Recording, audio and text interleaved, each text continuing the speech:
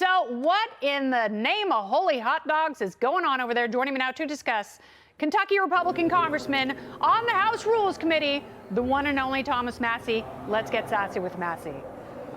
Congressman, welcome back to the show. Congratulations on a new legislative session for you.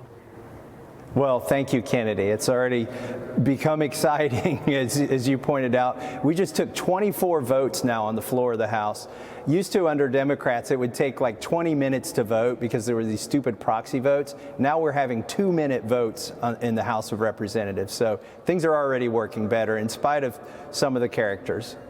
Are you going to have more time to read bills that drastically impact our lives, sometimes for the worse, especially when these bills have thousands and thousands of pages of text?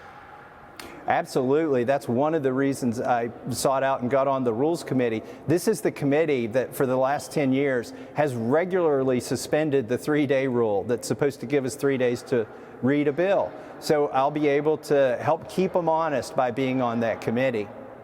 So let's talk a little bit about Swalwell and Schiff.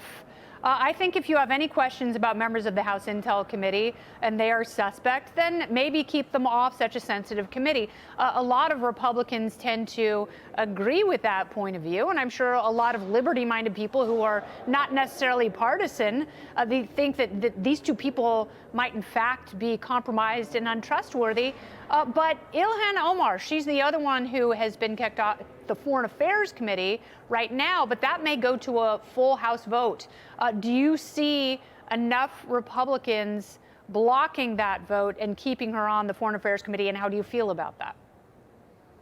Well, one of my friends here is Victoria Sparks, and she's concerned that, you know, maybe we shouldn't treat them like they treated us. And she has a good point. The principled position here is if you were elected by 750,000 people, then you shouldn't be any less or any more important. And you shouldn't be kept off committees for something you said. That's the reason, well, they really didn't give a reason, but that's the reason they voted to keep Marjorie Taylor Greene off of all of her committees. So the question is it right for us to do the same thing? What I would say is if Ilhan Omar will come to the floor and tell us she is sorry for voting to keep Marjorie Taylor Greene and Paul Gosar off their committees, then I could have some compassion for her and maybe actually vote to put her on her committee. But if she's unrepentant, she's, you know, it's hypocritical of her, frankly, to say that we should treat her any differently than she treated Marjorie Taylor Greene.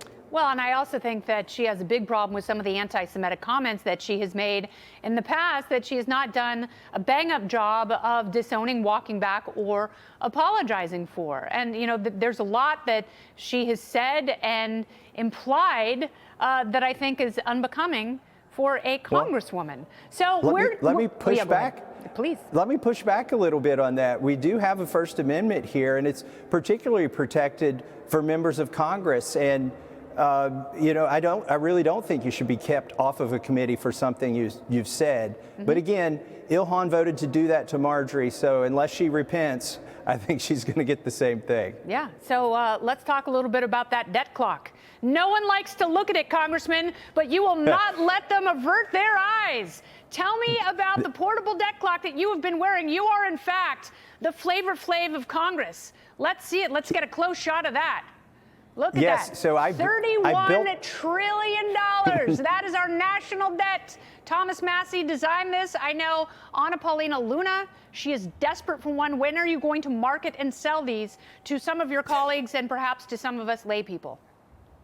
I don't know. There's been a lot of demand for it on the floor, but I built it to induce anxiety among my colleagues.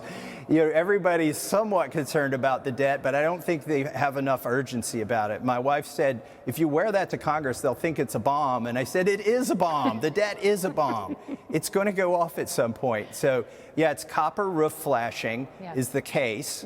And the inside is a small computer that logs onto the Treasury's website once a day to get the actual debt to the penny. That is amazing. And that is where that MIT education went, right on your lapel. Congressman, thank you so much for your time. Kennedy, my eyes are up here. Quit looking down here. My eyes are up here. Can't help it. All right, Congressman Thomas Massie, thank you.